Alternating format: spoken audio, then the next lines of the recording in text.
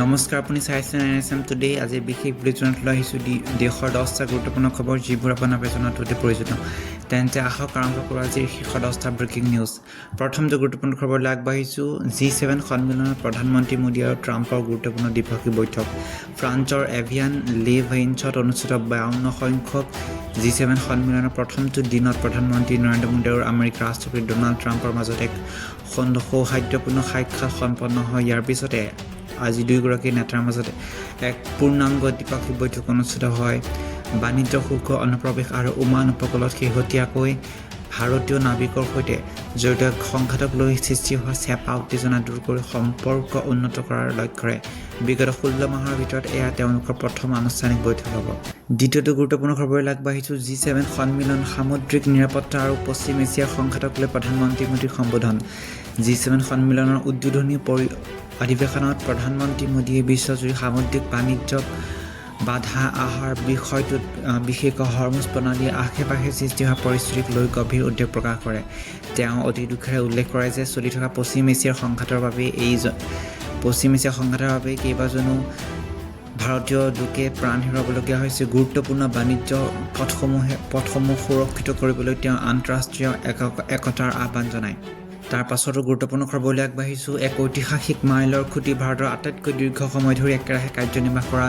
নিৰ্বাচিত প্ৰধানমন্ত্ৰী হিচাপে নৰেন্দ্ৰ মোদী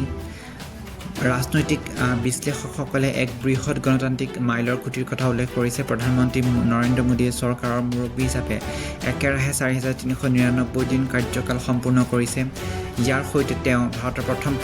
গৰাকী প্ৰধানমন্ত্ৰী জৱাহৰলাল নেহৰুৰ নামত থকা 6 দশক পুৰণি অভিলেখ ভংগ কৰিছে আৰু দেশৰ ইতিহাসত আটাইতকৈ দীৰ্ঘ সময় ধৰি অবিচ্ছিন্নভাৱে কাৰ্যনিৰ্বাহ কৰা নিৰ্বাচিত চৰকাৰৰ প্ৰধান হিচাপে পৰিগণিত হৈছে তাৰ পাছতো গুৰুত্বপূৰ্ণ খবৰলৈ আগবাঢ়িছোঁ ভাৰত আৰু কানাডাৰ মাজত 2026 চনৰ ভিতৰত ব্যাপক বাণিজ্য চুক্তিৰ প্ৰস্তুতি G7 সন্মিলনৰ মাজতে প্ৰধানমন্ত্ৰী মোদীয়ে কানাডাৰ প্ৰধানমন্ত্ৰী মাৰ্ক কাৰ্নিনৰ সৈতে বৈঠকত মিলিত হয় দুয়োগৰাকী নেতাই চলি থকা ব্যাপক অৰ্থনৈতিক অংশীদাৰিত্ব চুক্তিৰ আলোচনাক লৈ সন্তোষ প্ৰকাশ কৰে আৰু 2026 বৰ্ষ শেষ হোৱাৰ পূৰ্বেই এই গুৰুত্বপূৰ্ণ বাণিজ্য চুক্তিত স্বাক্ষৰ কৰাৰ সংকল্প পুনৰ দোহাৰে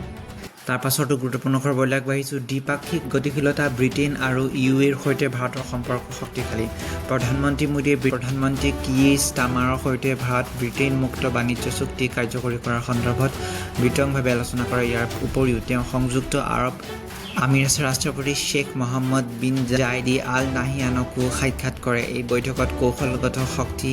ভাঙাৰ প্ৰতিৰক্ষা সহযোগিতা বৃদ্ধি কৰাৰ বিষয়ে আলোচনা কৰাৰ লগতে তাত থকা ভাৰতীয় প্ৰব্ৰজনকাৰী সমাজখনক আগবঢ়োৱাৰ সমৰ্থনৰ বাবে UAE ধন্যবাদ জ্ঞাপন কৰা হয় পাছৰটো গুৰুত্বপূৰ্ণ খবৰলৈ আগবাঢ়িছোঁ NEET UG 2026 প্ৰশ্নকাকত ফাদিলক অভিযুক্তক জামিন মঞ্জুৰ কৰা হৈছে দিল্লীৰ এখন বিশেষ আদালতে হাই প্ৰফাইল NEET UG প্ৰশ্নকাকত ফাদিলক গোচৰৰ অন্যতম অভিযুক্ত জগ যাদৱক আন্তৱৰ্তীকালীন জামিন মঞ্জুৰ কৰিছে আদালতে ৰায় দিয়ে যে এজন ছাত্ৰ হিচাপে তেওঁৰ অধিকাৰ খৰ্ব কৰিব নোৱাৰি যাৰ বাবে অহা 21 জুনত হ'বলগীয়া ৰাষ্ট্ৰীয় পৰ্যায়ৰ পুনৰ পৰীক্ষাত বা এডমিট কাৰ্ড ডাউনলোড কৰাৰ অনুমতি দিয়া হৈছে শেষৰটো খবৰলৈ আগবাঢ়িছোঁ জুন মাহৰ শেষৰ ফালে ইছৰোৰ পৰৱৰ্তী PSLV উৎক্ষেপণৰ লক্ষ্য পূৰ্বৰ কিছুমান কাৰিকৰী পলমৰ পিছত ভাৰতীয় মহাকাশ গৱেষণা সংস্থা ইছৰোৱে এতিয়া পৰৱৰ্তী গুৰুত্বপূৰ্ণ ছ'লাৰ ছেটেলাইট লঞ্চ ভেহিকেল অভিযানৰ প্ৰস্তুতি চূড়ান্ত কৰি তুলিছে জুন মাহৰ শেষৰ ফালে বা জুলাই মাহৰ আৰম্ভণিতে বায়ুমণ্ডলীয় আৰু বাণিজ্যিক উপগ্ৰহসমূহ কক্ষপথত স্থাপন কৰিবলৈ ইছৰোৰ লক্ষ্য স্থিৰ কৰিছে